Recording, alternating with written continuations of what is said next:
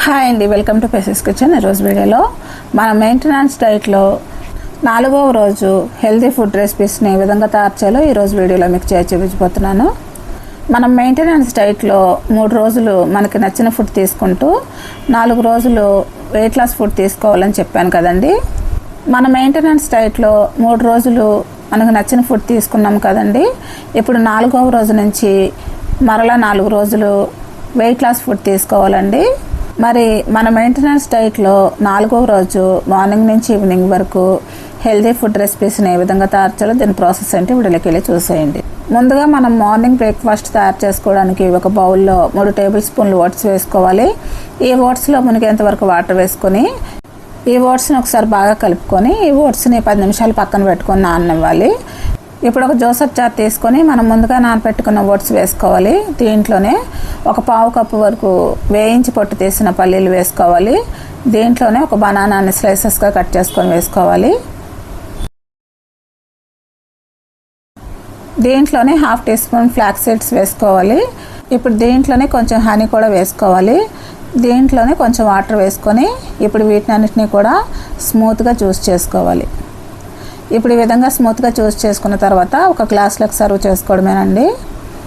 ఇప్పుడు ఈ జ్యూస్ మీద వేయించి పొట్టు తీసిన పల్లీలని చిన్న చిన్న ముక్కలుగా కట్ చేసుకొని ఈ జ్యూస్ మీద గార్నిషింగ్ చేసుకోవాలండి. అంతేనండి, ఎంతో హెల్తీ అయిన టేస్టీ అయిన మన బ్రేక్ఫాస్ట్ జ్యూస్ రెడీ అయిపోయింది. ఈ జ్యూస్ని మనం మార్నింగ్ 10 గంటలకు తీసుకోవాలి.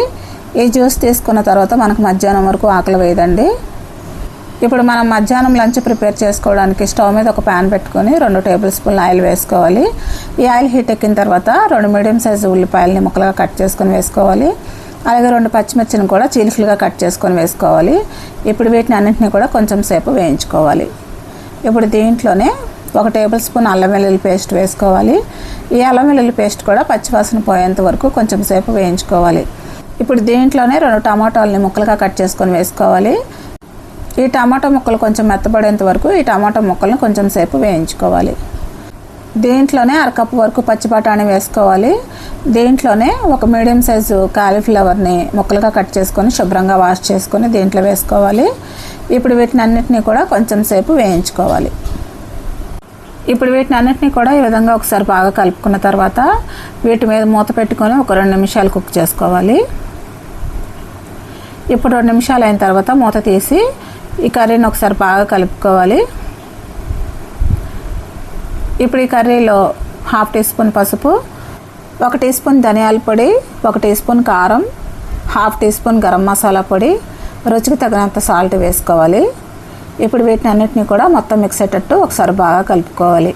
ఇప్పుడు వీటిని అన్నిటినీ కూడా ఈ విధంగా ఒకసారి బాగా కలుపుకున్న తర్వాత ఈ కాలీఫ్లవర్ పచ్చి బఠాణీ కర్రీలో 1 కప్పు వరకు వాటర్ వేసుకోవాలి.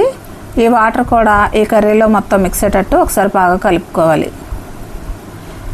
ఇప్పుడు ఈ కాలీఫ్లవర్ పచ్చి బఠాణీ కర్రీ మీద మూత పెట్టుకొని ఒక 10 నిమిషాలు కుక్ చేసుకోవాలి. 10 నిమిషాలు అయిన తర్వాత మూత తీసి చూస్తే కాలీఫ్లవర్ పచ్చి బఠాణీ కర్రీ బాగా కుక్ అయిందండి. ఇప్పుడు ఈ కాలీఫ్లవర్ పచ్చి బఠాణీ కర్రీ రెడీ అయిపోయిందండి. ఇప్పుడు స్టవ్ ఆఫ్ చేసేసుకొని ఈ కాలీఫ్లవర్ పచ్చి బఠాణీ కర్రీని పక్కన పెట్టేసుకుందాం. ఇప్పుడు మనం ఈ కాలీఫ్లవర్ పచ్చి బఠాణీ కర్రీలోకి ఎగ్ రైస్ ప్రిపేర్ చేసుకోవడానికి స్టవ్ మీద ఒక కడాయి పెట్టుకొని 2 టేబుల్ స్పూన్ల ఆయిల్ వేసుకోవాలి. ఈ ఆయిల్ హీట్ ఎక్కిన తర్వాత ఒక మీడియం సైజు ఉల్లిపాయని ముక్కలుగా కట్ చేసుకొని వేసుకోవాలి. ఇప్పుడు ఈ ఉల్లిపాయ ముక్కల్ని కొంచెం సేపు వేయించుకోవాలి. ఇప్పుడు దీంట్లోనే 2 పచ్చిమిర్చిని చీలికలుగా కట్ చేసుకొని వేసుకోవాలి. అలాగే కొంచెం కరివేపాకు కూడా వేసుకొని వీటిని అన్నిటిని కూడా కొంచెం సేపు వేయించుకోవాలి. ఇప్పుడు దీంట్లోనే 1 టేబుల్ స్పూన్ అల్లం వెల్లుల్లి పేస్ట్ వేసుకోవాలి. ఈ అల్లం వెల్లుల్లి పేస్ట్ పచ్చివాసన పోయేంత వరకు కొంచెం సేపు ఈ అల్లం వెల్లుల్లి పేస్ట్ని వేయించుకోవాలి. ఇప్పుడు దీంట్లోనే 2 మీడియం సైజ్ టమాటాలని ముక్కలుగా కట్ చేసుకొని వేసుకోవాలి. ఈ టమాటా ముక్కలు కొంచెం మెత్తబడే వరకు ఈ టమాటా ముక్కల్ని కొంచెం సేపు వేయించుకోవాలి. ఈ టమాటా ముక్కలు కొంచెం మెత్తబడే వరకు వేయించుకున్న తర్వాత ఇప్పుడు దీంట్లోనే 3 గుడ్లని పగలగొట్టుకొని వేసుకోవాలి. ఈ ఎగ్స్ని కూడా మొత్తం మిక్స్ అయ్యేటట్టు ఒకసారి బాగా కలుపుకొని ఈ ఎగ్స్ని కొంచెం సేపు వేయించుకోవాలి.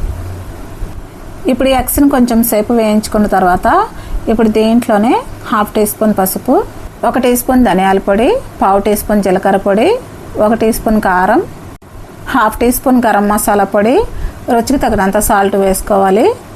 ఇప్పుడు వీటిని అన్నిటినీ కూడా మొత్తం మిక్స్ అయ్యేటట్టు ఒకసారి బాగా కలుపుకోవాలి. ఇప్పుడు వీటిని అన్నిటినీ కూడా ఈ విధంగా ఒకసారి బాగా కలుపుకున్న తర్వాత ఇప్పుడు దీంట్లోనే కుక్ చేసుకున్న బ్రౌన్ రైస్ని 2 కప్పుల వరకు వేసుకోవాలి. ఇప్పుడు ఈ ఎగ్ రైస్ని మొత్తం మిక్స్ అయ్యేటట్టు ఒకసారి బాగా కలుపుకోవాలి. ఈ ఎగ్ రైస్ని 1 నిమిషం సేపు మీడియం ఫ్లేమ్లో ఫ్రై చేసుకోవాలి. అప్పుడే ఈ మసాలాలు మొత్తం అన్నీ కూడా ఎగ్ రైస్కి పడతాయండి. ఈ ఎగ్ రైస్ని ఈ విధంగా ఒకసారి బాగా కలుపుకున్న తర్వాత ఇప్పుడు ఫైనల్గా ఎగ్ రైస్లో కట్ చేసిన కొత్తిమీరని వేసుకోవాలి. ఇప్పుడు ఈ కొత్తిమీరని కూడా ఈ ఎగ్ రైస్లో మొత్తం మిక్స్ అయ్యేటట్టు ఒకసారి బాగా కలుపుకోవాలి. అంతేనండి, ఎంతో హెల్తీ అయిన టేస్టీ అయిన ఎగ్ రైస్ రెడీ అయిపోయింది. ఇప్పుడు మనం స్టవ్ ఆఫ్ చేసేసుకొని ఈ ఎగ్ రైస్ని పక్కన పెట్టేసుకుందాం.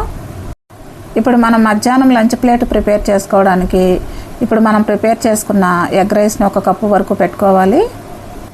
అలాగే మనం కుక్ చేసుకున్న కాలీఫ్లవర్ పచ్చి బఠానీ కర్రీని 1 కప్పు వరకు తీసుకోవాలి. వీటితో పాటు కొన్ని కీరా ముక్కలు కూడా సర్వ్ చేసుకోవాలి. అంతేనండి, ఎంతో హెల్తీ అయిన టేస్టీ అయిన మన లంచ్ ప్లేట్ రెడీ అయిపోయింది. ఇప్పుడు మనం లంచ్ని 1 గంటకు తీసుకోవాలి. మళ్ళీ మనకు సాయంత్రం 4 గంటలకు ఆకలేస్తే ఒక హెల్తీ స్నాక్ అయినా ఒక ఫ్రూట్ అయినా తీసుకోవచ్చు. ఇప్పుడు మనం ఈవినింగ్ డిన్నర్కి ప్రిపేర్ చేసుకోవడానికి ఒక బౌల్లో 1 కప్పు వరకు శనగపిండి వేసుకోవాలి. దీనిలో 1/2 టీ స్పూన్ కారం, 1/4 టీ స్పూన్ పసుపు, రుచికి తగినంత సాల్ట్ వేసుకోవాలి. ఇప్పుడు వీటిని అన్నిటినీ కూడా మొత్తం మిక్స్ అయ్యేటట్టు ఒకసారి బాగా కలుపుకోవాలి. ఇప్పుడు దీనిలోనే 1/2 కప్పు వరకు వాటర్ వేసుకోవాలి. ఇప్పుడు ఈ వాటర్ కూడా మొత్తం మిక్స్ అయ్యేటట్టు ఒకసారి బాగా కలుపుకోవాలి. ఈ శనగపిండిలో గడ్డలు లేకుండా ఒక స్మూత్ బ్యాటర్ లాగా కలుపుకోవాలండి. ఇప్పుడు ఈ పిండిని ఈ విధంగా కలుపుకున్న తర్వాత ఇప్పుడు దీంట్లోనే ఒక మీడియం సైజు బీట్రూట్ని సన్నగా తురుముకొని వేసుకోవాలి. అలాగే ఒక 1/2 క్యారెట్ని సన్నగా తురుముకొని వేసుకోవాలి. ఇప్పుడు దీంట్లోనే ఒక మీడియం సైజు ఉల్లిపాయను ముక్కలుగా కట్ చేసుకొని వేసుకోవాలి. దీనిలో కొన్ని అల్లం ముక్కలు, కొన్ని పచ్చిమిర్చి ముక్కలు, కొంచెం కట్ చేసిన కొత్తిమీరని కూడా వేసుకోవాలి. అలాగే దీనిలో 1/2 టీ స్పూన్ వాము కూడా వేసుకోవాలి. ఇప్పుడు వీటిని అన్నింటినీ కూడా మొత్తం మిక్స్ అయ్యేటట్టు ఒకసారి బాగా కలుపుకోవాలి.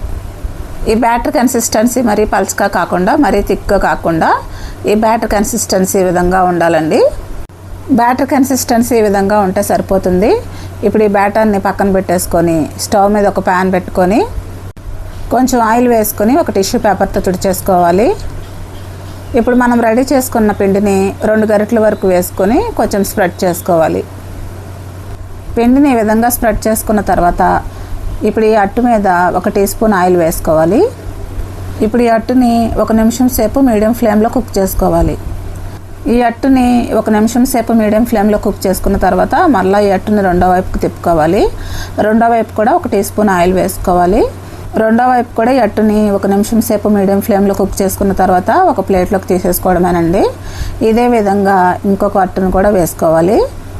ఇప్పుడు మనం ఈవినింగ్ డిన్నర్కి 2 అట్లు తీసుకోవాలండి. ఇప్పుడు ఈ 2 అట్లతో పాటు కొన్ని కీరా ముక్కలు కూడా సర్వ్ చేసుకోవాలి. అంతేనండి, ఎంతో హెల్తీ అయిన టేస్టీ అయిన మన డిన్నర్ రెడీ అయిపోయింది. ఇప్పుడు మనం డిన్నర్ని 7 కల్లా తీసుకోవాలి.